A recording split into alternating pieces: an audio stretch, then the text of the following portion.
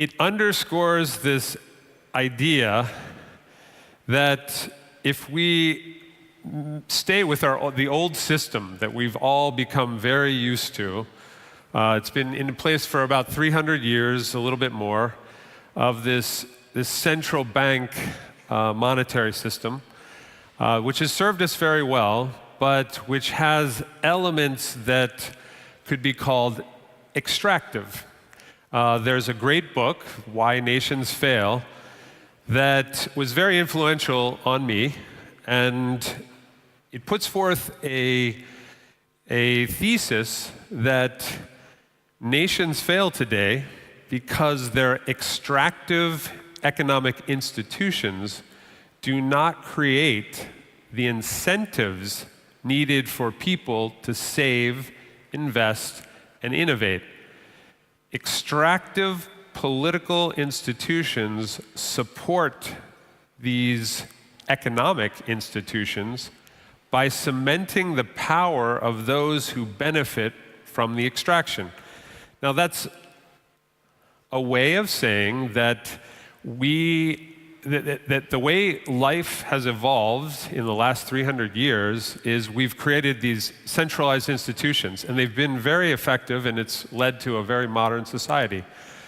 But in the process, we've created institutions that tend to consolidate power, and they basically extract the power for the benefit of those that are in power, of a ruling elite. This is a model that, again, served us well, but we're in a paradigm shift right now. This is the very beginning of it, and it's a paradigm shift that is distributing power, and that's a good thing if it's done in the right way, because distributing that power is something that's much more stable, and this is talked about. There's a lot of great history that is in this book that talks about how that dynamic is working, where concentrated power ends up becoming less stable because it is so concentrated, and distributed power, which is, I think, what is exactly what the blockchain is about. It's about transparency and distribution of power beyond just a ruling elite, beyond just a few people making all the benefits and extracting all the benefits from a society. And so I believe that this is a pathway, and we now are in a situation where we can create systems that serve not just a ruling group that's in power, but that can be benefiting all the participants in a system. And there's a great example of this that occurred in Switzerland, and it's been very influential on me. And so everybody in here knows that Bitcoin, or at least a lot of you know that Bitcoin was created in 2009. And right around 2009, 2010, I was deeply involved in looking at complementary currencies. So these are currencies that sit side by side with the central monetary. So cryptocurrencies are complementary to our other currencies. And as I was learning about those, an example came into my experience of the Wir franc, it's called, W-I-R franc, Wir franc. It happened in Switzerland. And this was an idea it was right at the beginning of the 1930s, the Depression was going on. Banks started to become very tight with credit. And so some business people in Switzerland, not having access to bank credit, but yet having inventory and different elements to doing business with one another, they decided to create a trading circle, bond themselves in with their real estate, with a lien on their real estate to keep them true to the trading circle, and basically begin trading on credit that they've extended to themselves. So they took the bank out of the equation, and they started trading amongst themselves, keeping track of it in a fairly rudimentary way, but keeping track of it and keeping each other honest through this lien on their real estate. And a lot of people believe, a lot of economists believe, that that is part of the Swiss success story, that coming out of a very tight credit time of the Depression, this Swiss system of mutual credit, it's called, really thrived. But it has never, and it's happened in a number of different geographical locations around the world, but it has never happened on a global basis. And to me, that became really compelling, because I asked why. I was asking why has this not been done? Because it seemed to be very beneficial, and it took banks out of the equation. Because, as we've learned over history, whenever there is an opaqueness to a power structure, there is abuse. It just happens. It happens again and again. And one of the great elements of the blockchain and blockchain technology is transparency. And we just tend to behave better as human beings when there's transparency. And you can see that with the internet, right? When people misbehave generally when they're anonymous, and it gets all this trolling behavior, it's not our best selves that are at work. And so the thought is that we need to have a system in place, or the starting point of a system is very much an authenticated system. So that's one of the first. I got ahead of myself. Prior to, as I started studying that and became very captivated by there being a better system possible, the elements that drove me on this were, how do we make, so we see great promise with Bitcoin, but how do we make sure that this scales? Because that's definitely been one of the issues with Bitcoin, that questionable if it could scale. There's a lot of governments and businesses that maybe aren't using it, because isn't that used for the Silk Road and for trading of things among anonymous people? So that was influential. Overall stability. How do we create a stable, something that's very solid? And ultimately, sustainable. How do we use this blockchain technology to create something that's going to be equally sustainable as the system that's been in place for 300 years? So we're moving into technology-based money systems, and those are going to be in place for hundreds of years. So just where Bank of England, I think, was formed in 1694, it was the first central bank, and it's lasted till now, and it's now on its way out. The whole central bank system is in trouble right now. And there's another system coming into view, and this is what we're going to have for hundreds of years. And the question is, what is that system going to look like? And what are the elements that are needed? So I wanted to just give a bit of an overview of just 5 elements of DAS and what makes DAS different. So as I started to talk about, one of the first things that we start with is an authenticated network. Open systems that are really what have begun the blockchain revolution are wonderful, but they are also prone to having anonymous actors within them. And that's a good thing for certain use cases. But again, when we're looking for something sustainable, having a fully authenticated network makes more sense. It made more sense to me. I just thought this is a way that we could comply with regulations, because there's always the government needs to be in the equation. You can't try to go around the government. We need new systems that are going to allow there to be, for it to really scale, you're going to have the governments involved. And so to do that, you need to do something that is built into the DAS system, which is a KYC process, and that stands for Know Your Customer. It's a banking standard, and it's built into our system. We use that this way we know who's trading on this. It's a deterrent for people that are doing things that aren't good, like financing terrorism or laundering money. It's not good for them to be on an authentic network. There's plenty of anonymous networks that are available to them. And again, we feel that to scale, we've got to comply with all the regulations that are now starting to come. And so we like the model for that reason. We feature a different kind of blockchain. It's the same principle it's the same protocol, but it's organized in a different way.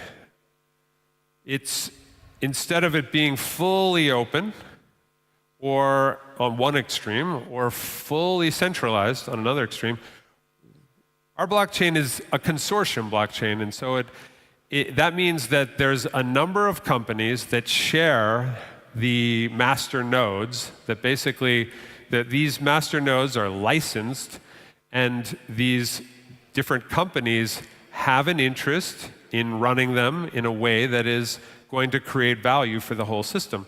So similar to that Veer-Frank mutual credit system, there is a vested interest in them operating together in a way it's transparent, it's blockchain protocol, and information can be shared on this blockchain exactly like an open system. So fully public information can be shared, and yet you can also have a situation where privacy can also be honored. So you have privacy without anonymity. So you know who's operating on this network, but you can still be private with the who is operating, but all the other information about a transaction that's on our blockchain is very transparent. So what it really ultimately does is provide a more efficient way of running a blockchain, yet still preserving the ideals of the blockchain, of this mutual distributed ledger. And there's a guy that many will know if there was great familiarity, very impressive, by the way, on the early part of this day with the knowledge of this group. So a lot of you may know the name Vitalik Buterin, and he is a well-known creator or founder of Ethereum, and he is one who has spoken on this idea that there's one true way to be blockchaining is completely wrong-headed. And this is something that you'll see in the community, within the crypto community.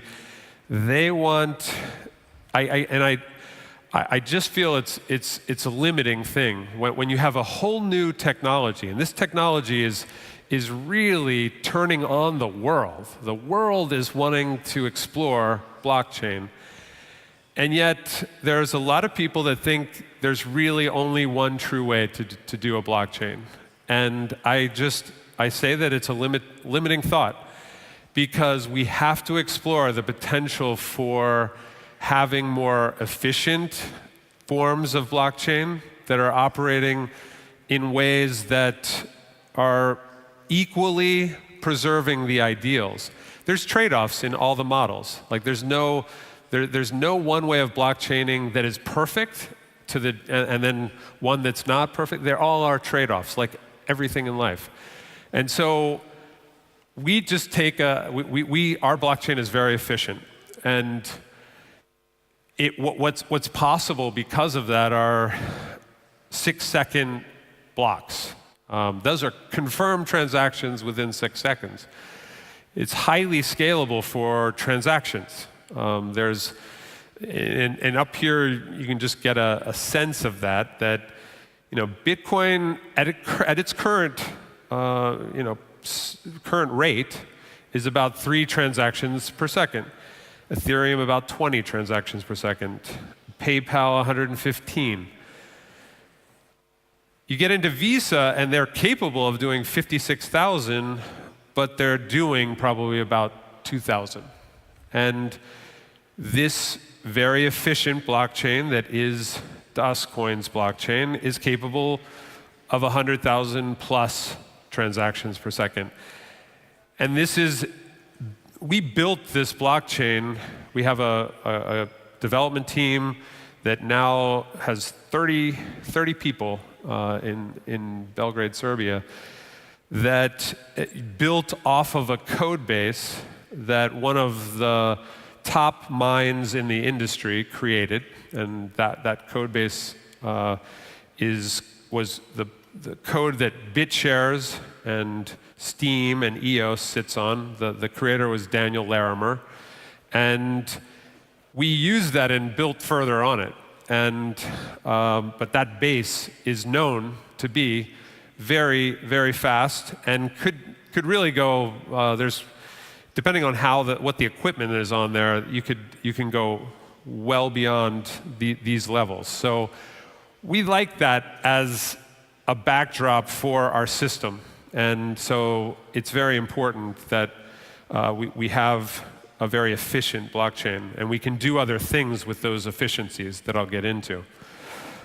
Now, it's not just a blockchain, and that's what I think, in my estimation, a lot of the, particularly when you hear about some of these ICOs, there's a lot of efforts that are going into just single-minded ideas that really don't have anything else going with them. And so our idea was to create an entire ecosystem of digital value and have all these elements like the digital wallet integrated into this system.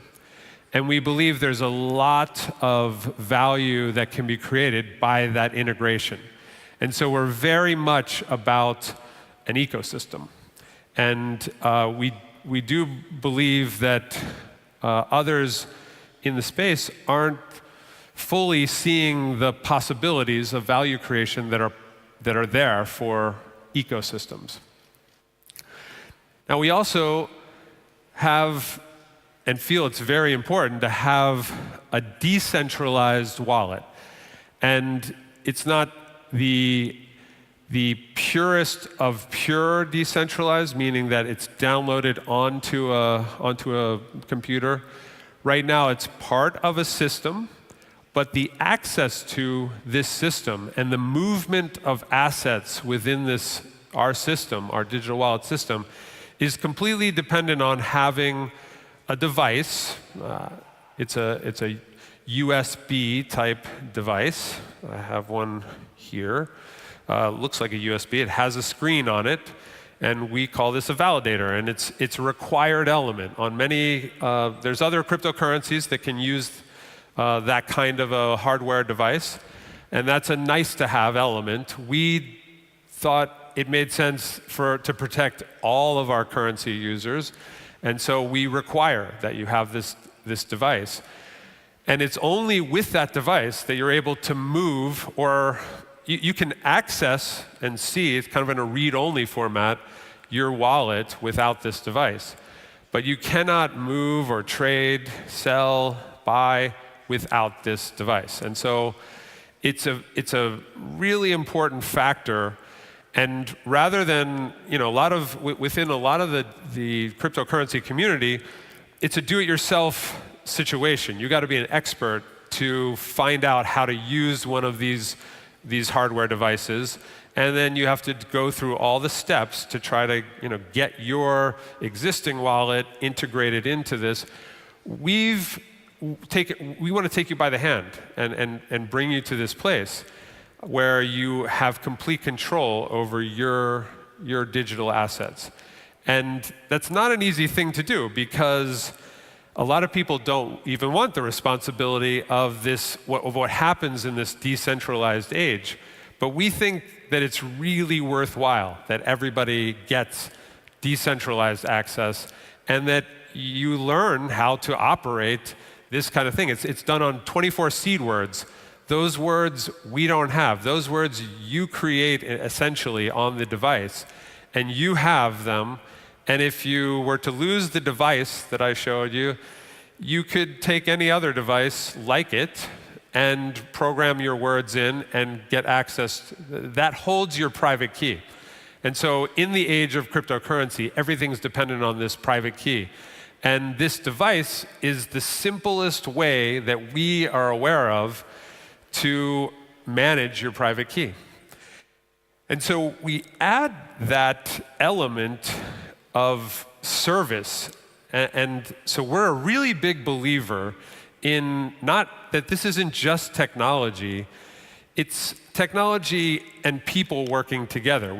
I see a lot that Satoshi Nakamoto, who created Bitcoin, that person or persons, was interested in creating a trustless system. It was on the aftermath of the 2008 crisis, and he was like, we keep trusting these central systems.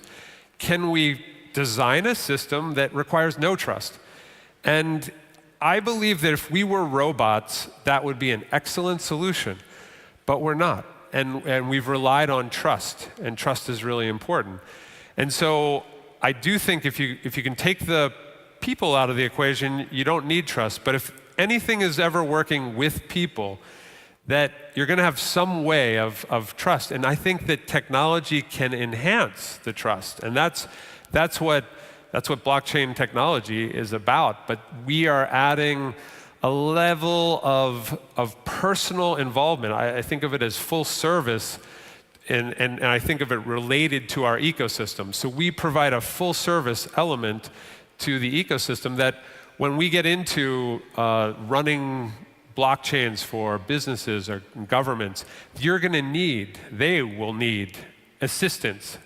That when we get into smart contracts and running independent smart contracts for different companies and different individuals, there is not a perfect code that necessarily has been ever created. There's always potential for code not having glitches. So we want to have a mediated type of smart contract in a very positive way. It's not at all centralized. It's just the option of a mediation, arbitration to smart contracts. It's a very normal thing in the realm of regular contracts. And really what smart contracts are is just the technology taking over for much of what lawyers do today. And it's an efficiency. There's tremendous efficiencies that are available through this technology applied to the realm of contracts. But the fifth and final element that we bring is we decided to use a system of incentivized marketing. And the idea for that, a lot of people will ask, why that? And there's a lot of people that feel that this kind of marketing is not legitimate. And there has been abuse of this kind of marketing in the past. And yet we are very firmly supportive of this way of spreading the word and rewarding people. It really comes down to that. So, I would like to bring everyone's attention to the fact that a lot of people here are members of Facebook. And Facebook has built a huge network, and it's close to 2 billion people, I believe. And everybody on Facebook is creating their own content and sharing it with their friends. And most everyone on Facebook heard about it from one of their friends. And yet all the value that's being created is happening on the backs of everyone's privacy, everyone's content, everyone's marketing efforts. And yet the only people getting any value from this network is a central company called Facebook Inc. And they and the executives and the shareholders of that company extract all the value to them personally. And there's nothing, to me, that's the way it's been working for a long time. It's been central organizations extracting It's the colonial model, it's the imperial model. Like it's been working a lot. Is it the best way to orient? And are there better ways of doing this? I think there are. Why does no one in Facebook get a check every couple of weeks? Because, why does all that money go to Mark Zuckerberg and his friends? And so, we believe that it's all about networks. Networks is where value is going. This shift is happening from commodities into networks.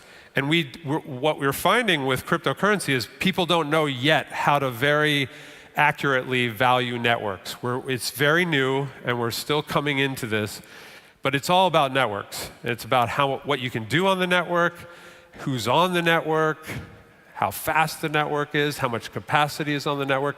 That's where value is today, and this is why Facebook is worth more than ExxonMobil. You have it's just connection servers to people, and it's worth way more than just huge tankards full of oil and all the riggings and all the ships going everywhere with oil. All that commodity is worth less than the connection between all the people.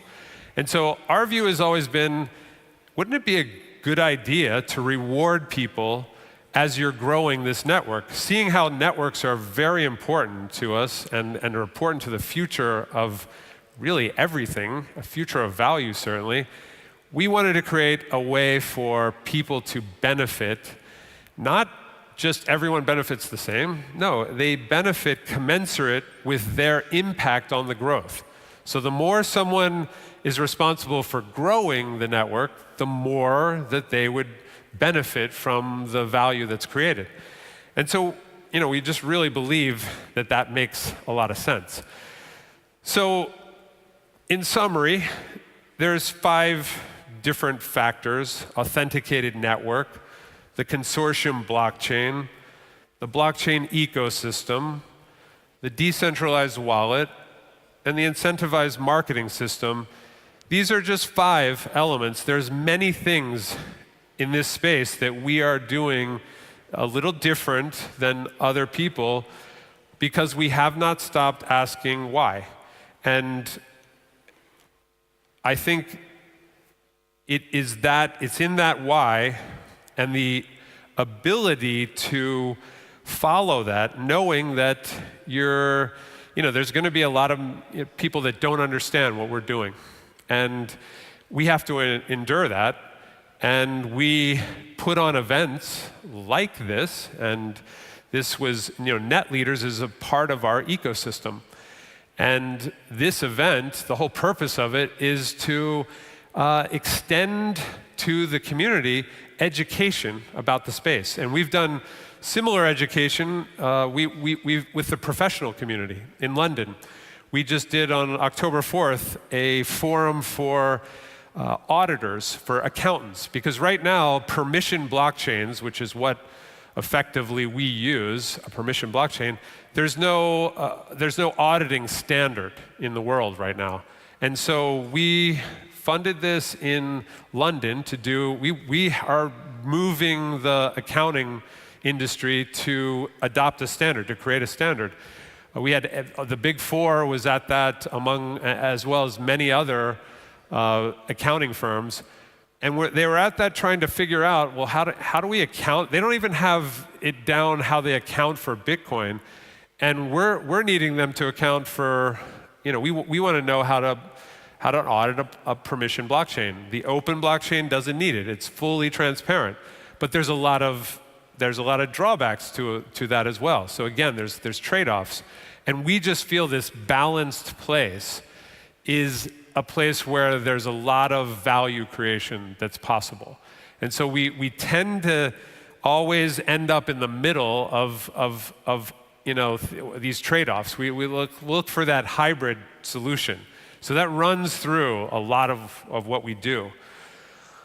Now, just to give a brief sense of where it is that we're going, in our particular case, we've had 2 major milestones that we have delivered on that are just very significant to us. One was the launch of our DasCoin blockchain. That happened in March 31st of this year. And then just fairly recently, on September 30th, we launched a blockchain-based exchange that is running 24 hours a day, 7 days a week.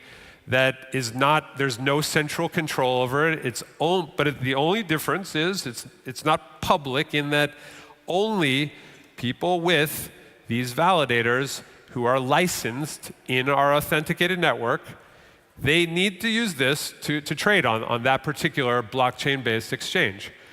Now we ultimately, this is all a stage, it's like taking a company public. You start off with some seed investors, then you build up to a little bit wider of a circle, and then you ultimately go public. In the world of cryptocurrency, and we're taking a track where we've started off within our authenticated network. Now we're going to be adding public exchanges to our authenticated network. So essentially, they're going to be the ones that are KYC'd. We know that exchange. They have relationships with their people that they've had to KYC. So we're kind of using the transitive property there. And we're going to start to add that public exchange element to our ecosystem, starting by our goal, and we've hit the 3 or the 2 right on time, is March 31st of next year. We want to have our coin trading on a public exchange, the first public exchange, and then we want to add many more public exchanges onto, as part of this wider trading circle. We also expect to have, we have a very unique way of creating utility and liquidity in our ecosystem that we've called DasPay. And it's a very exciting way where automatically using a credit card, essentially, or it's a MasterCard or Visa, you're using the rails of MasterCard and Visa, but instead of you transacting in a fiat currency for that, you are basically going to be selling your DAS coins in order to facilitate that transaction. And it happens nearly instantaneously. And we see it as a great way that gets us past that chicken and the egg dilemma, that ultimately we will have merchants directly taking DasCoin, but initially someone, a merchant, it's this classic chicken and the egg problem. The merchant's like, well, how many people do you have on there? And if you don't have a lot of people, the merchant's going to be like, well, come back once you have a lot of people. And then the users are going to be like, well, how many merchants do you have on? And they're going to say, well, come back to me when you have more merchants. So there's this huge chicken and the egg dilemma that affects many network businesses. So anything that's a network always has that dilemma. And on the other side, if you have a network that gets past that sticking point, it has these tremendous, what they call network effects, where it just starts to build and build and build. And that's why you have networks like Facebook that, geez, there could be so many social networks in this world, but there's really only one main one because of network effects. There's so many people on Facebook that, as far as the social network's concerned, why go anywhere else? And so it's because of that that we feel that this model is really important, because we do believe that in time, whoever is offering the service, that whoever cracks this equation is going to have tremendous longevity. And it because of the network effects. So the key right now is figuring out what is that perfect solution. But we believe that people play a big role in that. And that's why we are really looking to have a more full service type of offering. We want to leverage people in the equation. We want to reward people that are expanding our network. It's all about networks. So it's just an important element that to our DNA that I want to convey to everyone.